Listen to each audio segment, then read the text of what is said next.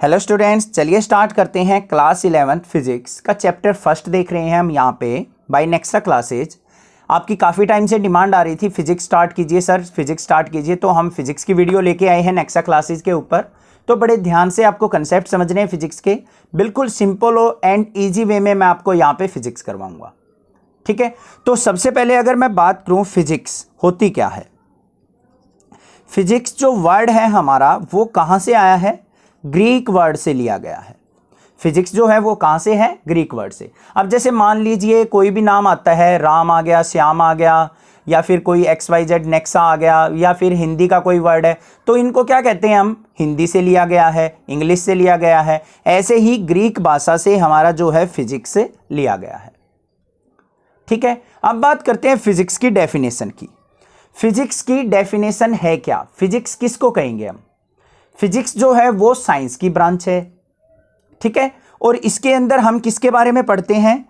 Nature के बारे में और नेचुरल लॉज के बारे में पढ़ेंगे।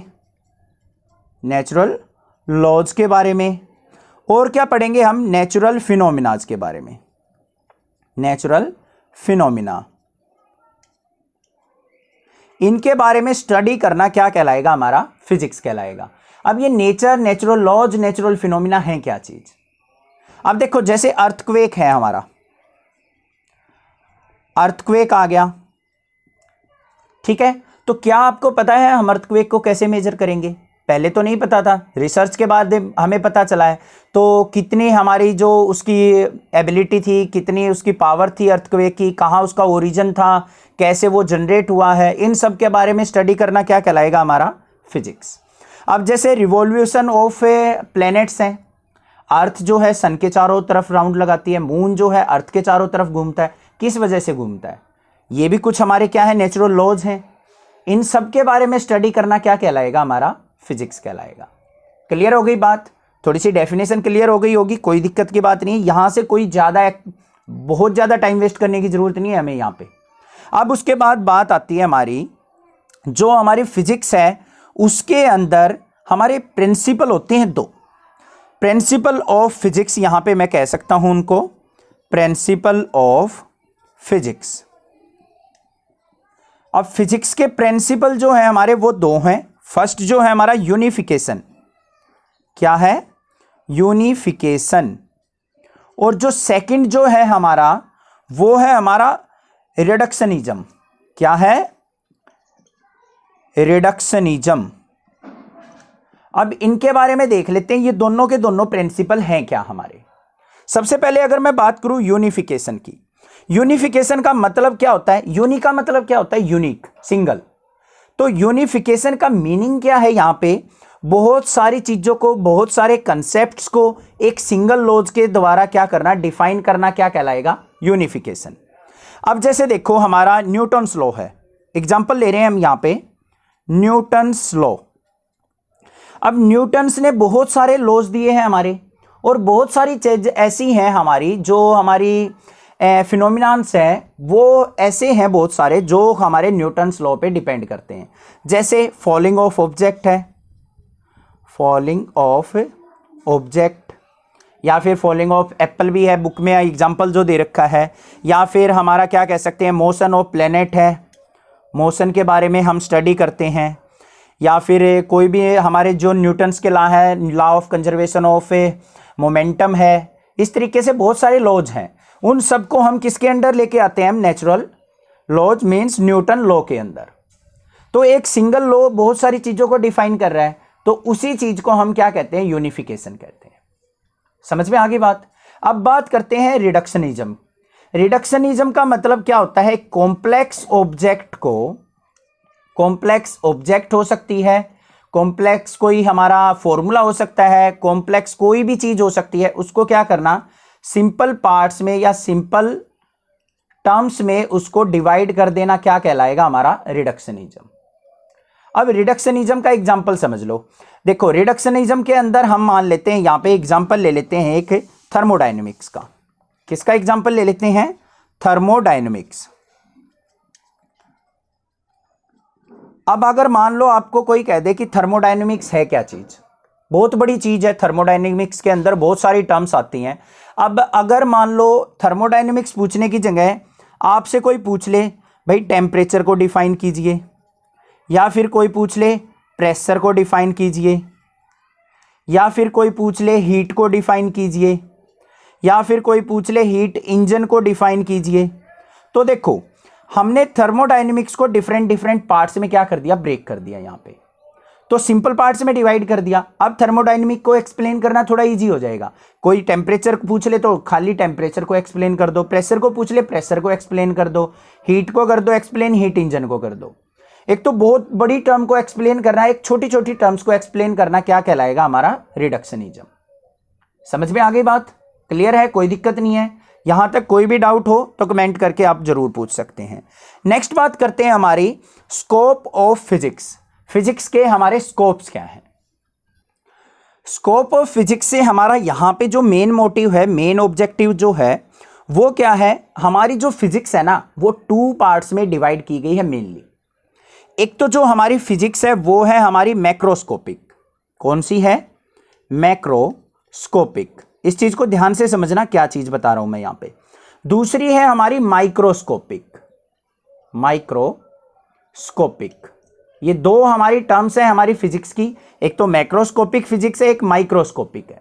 अब ये मैक्रो और माइक्रो होता क्या है? जो कॉमर्स के अंदर है हमारा, इकोनॉमिक्स वगैरह होता है, उसके अंदर मैक्रो माइक्रो आता है वर्ड। बट यहां पे अगर मैं बात करूं, मैक्रो का मतलब होता है बड़ी चीजें। माइक्रो की अगर बात करूं तो माइक्रो का मतलब होता है स्मॉल ऑब्जेक्ट, छोटी चीजें।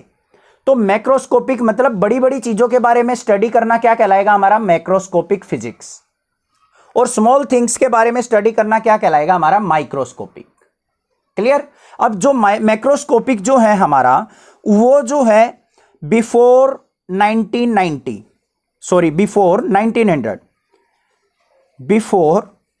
1900 से पहले जो भी हमारी रिसर्च हुई है, जो भी स्टडी हुई है, वो सारी किसके अंदर आ जाती है, हमारी मैक्रोस्कोपिक के अंदर। और आफ्टर 1900 जो भी हमारी रिसर्च है, जो भी स्टडी है, वो किसके अंदर आएंगी, माइक्रोस्कोपिक के अंदर। ठीक है? मैक्रोस्कोपिक किसके अंदर आएगी, हमारी बिफोर 1900 जो हमारी रिसर्च हुई है, थिंग्स जो हैं जिनके बारे में स्टडी की गई। और 1900 के बाद जो है स्मॉल स्मॉल ऑब्जेक्ट, जो स्मॉल थिंग्स की स्टडी की गई है, वो माइक्रोस्कोपिक के अंदर आएंगी। क्लियर हो गई? अब जो मैक्रोस्कोपिक है उसको हम कहते हैं क्लासिकल फिजिक्स। कौन सी फिजिक्स बोलते हैं? Classical physics. ठीक है? और जो हमारी माइक्रोस्कोपिक होती है उसको बोलते हैं मॉडर्न फिजिक्स। मॉडर्न मतलब आज की फिजिक्स, मॉडर्न फिजिक्स। समझ में आ गई बात? ध्यान से देखो, मैक्रोस्कोपिक के अंदर बिफोर 1900 के हम स्टडी करते हैं और इसको हम क्लासिकल फिजिक्स भी बोलते हैं। माइक्रोस्कोपिक के अंदर आफ्टर 1900 हम स्टडी करेंगे और इसको हम मॉडर्न फिजिक्स भी बोलेंगे। अब जो हमारी मैक्रोस्कोपिक है इसके अंदर बड़ी बड़ी चीजों के बारे में, जैसे कोई भी फाइनाइट साइज की ऑब्जेक्ट है, फाइनाइट साइज ऑब्जेक्ट। एग्जाम्पल की बात करूं तो मैं क्या हो गया हमारा, जैसे स्टार्स के बारे में स्टडी करना, सन के बारे में स्टडी करना, मून के बारे में, प्लैनेट्स के बारे में, या और भी हमारी जो अलग अलग डिफरेंट बड़े साइज की ऑब्जेक्ट्स हैं, थिंग्स हैं, उनके बारे में स्टडी करना हमारा किसके अंडर आएगा, क्लासिकल फिजिक्स के अंदर, मींस मैक्रोस्कोपिक के अंदर। अब स्मॉल थिंग्स से यहां पे स्मॉल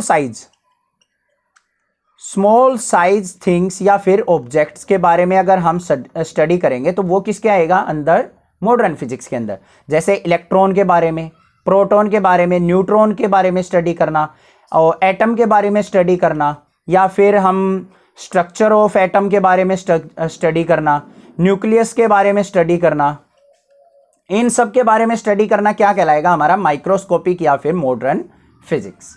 क्लियर हो गई होंगी ये चीज?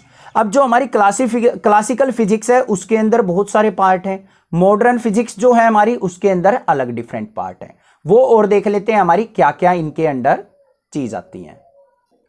अब जो हमारी क्लासिकल फिजिक्स है उसके अंदर जो हमारी आती है, एक तो आती है मैकेनिक्स।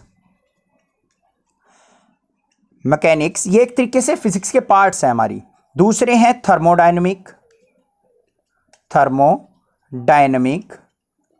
ये हमारी जो है क्लास 11th के अंदर आएगा, मैकेनिक्स भी और थर्मोडायनेमिक्स भी। और उसके बाद जो आती है हमारी इलेक्ट्रोमैग्नेटिज्म होती है, ऑप्टिक्स होती है, वो क्लास 12th के अंदर होती है, उनको भी मैं थोड़ा बताऊंगा यहाँ पे। सबसे पहले हम मैकेनिक्स और थर्मोडायनेमिक्स के बारे में देख लेते हैं, ये है क्या चीज़, किससे रिलेटेड है। जो मैकेनिक्स है हमारा, उसके अंदर हम जो पढ़ेंगे वो मोशन से रिलेटेड पढ़ेंगे, किसी भी ऑब्जेक्ट के मोशन से रिलेटेड। वेलोसिटी क्या होती है, एक्सेलरेशन क्या होती है, डिस्टेंस डिस्प्लेसमेंट क्या होती है, स्पीड क्या होती है, इन सब के बारे में पढ़ना। एक्सेलरेशन हो गया या फिर फ्रिक्शन हो गया हमारा, इन सब के बारे में जो हम पढ़ेंगे वो किसके अंदर आएगा, मैकेनिक्स के अंदर। थर्मोडायनेमिक्स की अगर मैं बात करूं तो यहाँ पे हीट से रिलेटेड, टेम्परेचर से रिलेटेड, प्रेशर से रिलेटेड, और हमारा हीट इंजन हो गया। हीट इंजन देखे होंगे ना आपने, जो हमारी जो ट्रेन्स होती थी पहले, जो भाप के द्वारा चलती थी, वो इंजन्स हो गए हमारे। जैसे बाइक है हमारी, बाइक के अंदर कौन से इंजन्स होते हैं, या फिर गाड़ी के अंदर कौन से इंजन्स होते हैं, ये सब किसके अंदर आएंगे, हमारे थर्मोडायनेमिक्स के अंदर। ठीक है। और जो है मैं अभी बता रहा था आपको, जो क्लास 12th के अंदर पढ़ेंगे हम, वो क्या है, एक हमारी इसी के अंदर एक ब्रांच आती है इलेक्ट्रोमैग्नेटिज्म। इलेक्ट्रोमैग्नेटिज्म, इलेक्ट्रोमैग्नेटिज्म के अंदर हम चार्ज के बारे में पढ़ेंगे, positive charge, negative charge. Current के फ्लो के बारे में पढ़ेंगे, करंट कैसे फ्लो करता है, क्या होता है करंट हमारा। पोटेंशियल क्या चीज़ होती है, क्लास 10th के अंदर पढ़ा होगा, वी से रिप्रेजेंट किया जाता है। या फिर हमारा अल्टरनेटिंग करंट क्या होता है, डायरेक्ट करंट क्या होता है, इन सब के बारे में हम किसके अंदर पढ़ेंगे, इलेक्ट्रोमैग्नेटिज्म के अंदर। ठीक है। नेक्स्ट जो आती है इसकी फोर्थ जो पार्ट्स है हमारा, ऑप्टिक्स। क्या है, ऑप्टिक्स। ऑप्टिक्स के अंदर क्या पढ़ेंगे हम, जो हमारी लाइट है, वो वाली लाइट नहीं, करंट वाली लाइट मत सोचना, लाइट मतलब जिसकी वजह से हम देखते हैं उसके बारे में पढ़ना। या फिर जैसे रेज है हमारी, रेज के बारे में पढ़ना। मिरर है, मिरर्स के बारे में, लेंस के बारे में पढ़ना। या फिर ऑप्टिकल इंस्ट्रूमेंट हो गए, जैसे टेलीस्कोप हो गया, या फिर बड़ी बड़ी हैवली बॉडीज हैं हमारी, जैसे मून हो गया, सन हो गया, अर्थ हो गया, डिफरेंट प्लेनेट्स हैं। इन सब के बारे में, इनको देखने के लिए हम किस चीज़ का यूज करते हैं, कैसे इनके साइज को हम पता लगाते हैं, ये सब हमारे किसके अंदर आएंगे, हमारे ऑप्टिक्स के अंदर।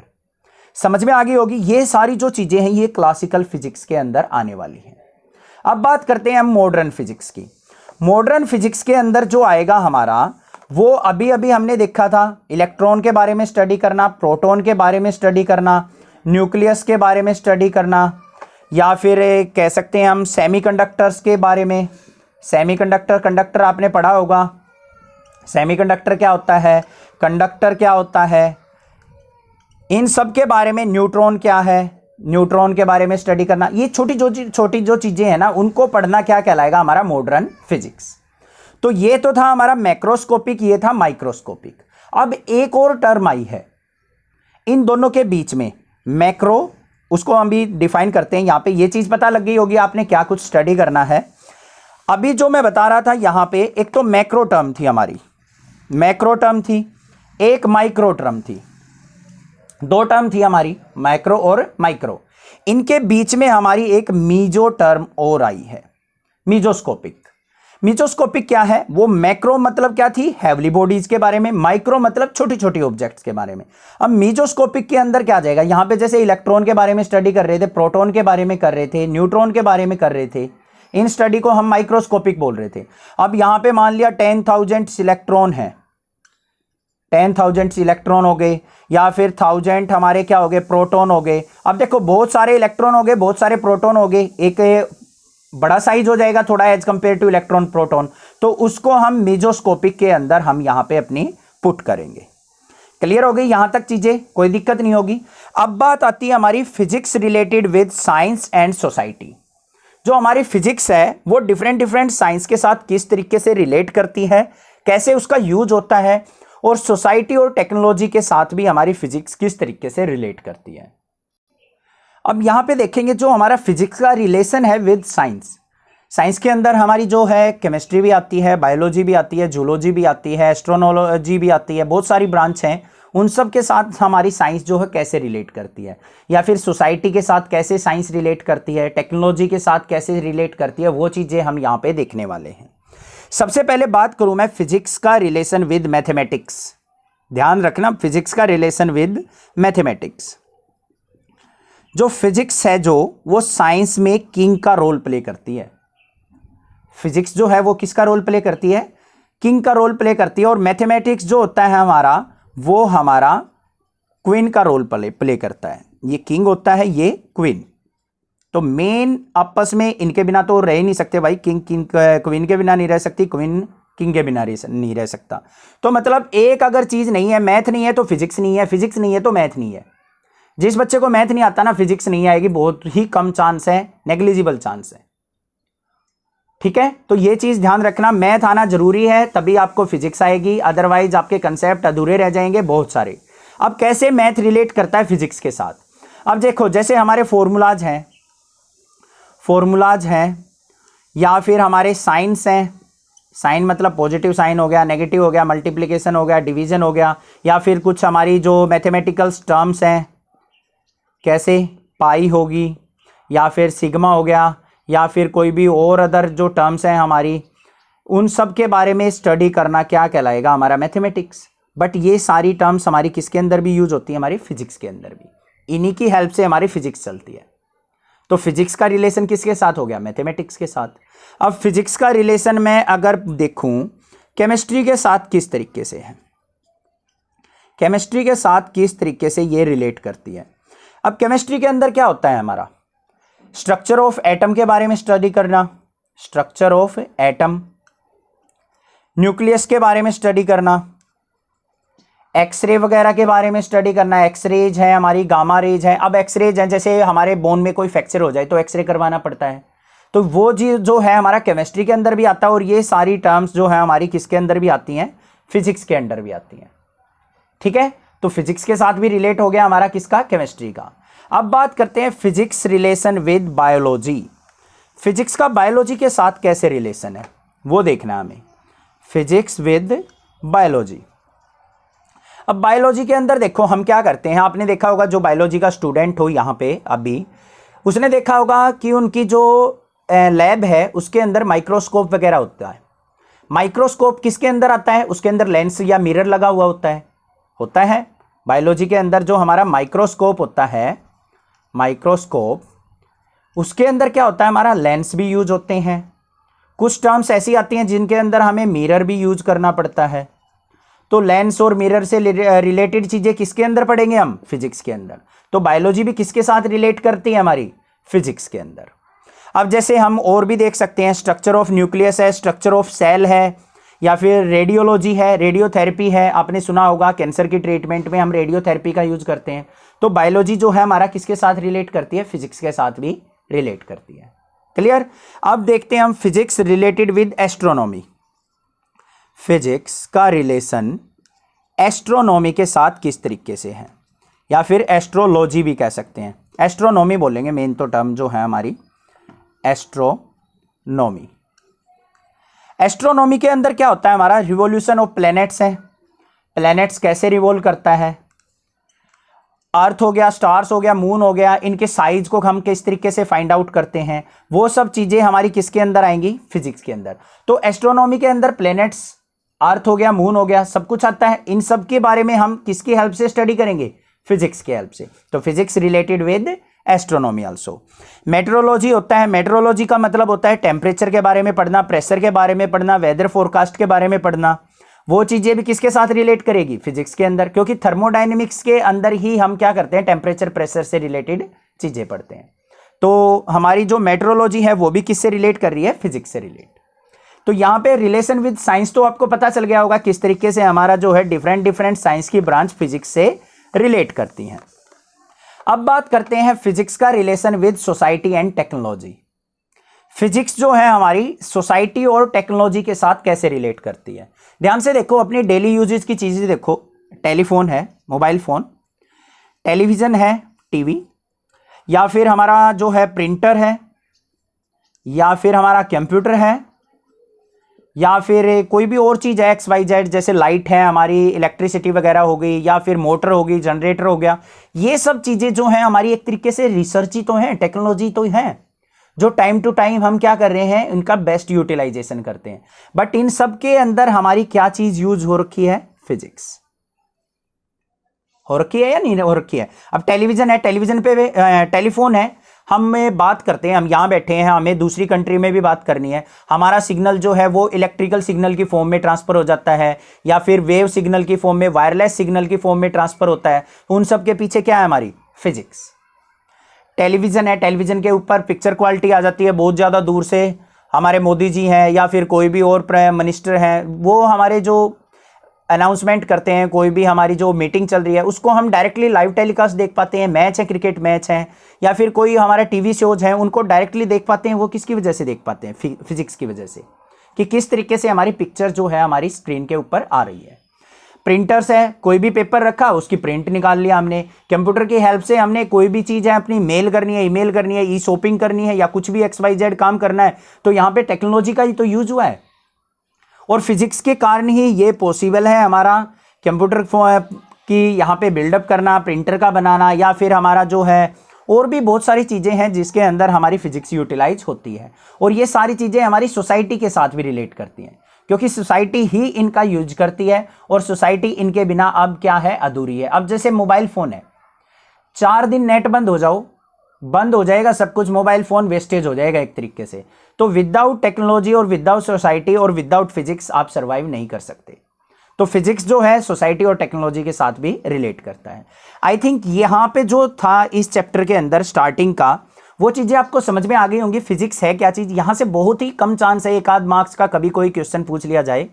वैसे यहाँ से कोई क्वेश्चन नहीं आता है, बट आपको इनकी नॉलेज होनी जरूरी है, इसलिए मैंने यहाँ पे रफली आइडिया दिया है। बहुत ज़्यादा टाइम वेस्ट नहीं किया है, क्योंकि जल्दी जल्दी सिलेबस कवर करेंगे थोड़ा और अच्छा एक्सप्लेनेशन देंगे। अच्छे से माइंड में सेट कर लो इन चीज़ों को बस, ठीक है? क्लियर हो गई होंगी यहाँ तक चीज़ें? कोई भी डाउट किसी प्रकार का लगे तो कमेंट करके पूछ सकते हैं, अदरवाइज वीडियो को ज़्यादा से ज़्यादा शेयर करें। और बेस्ट से बेस्ट कंटेंट मैं यहाँ पे आपको प्रोवाइड करूँगा। 2-3 दिन लगेंगे आपको मेरे साथ अटैच होने में, फिजिक्स में, मैथमेटिक्स में अटैच हो तो बेस्ट आपको सॉल्यूशन मैं यहाँ पे प्रोवाइड करूँगा।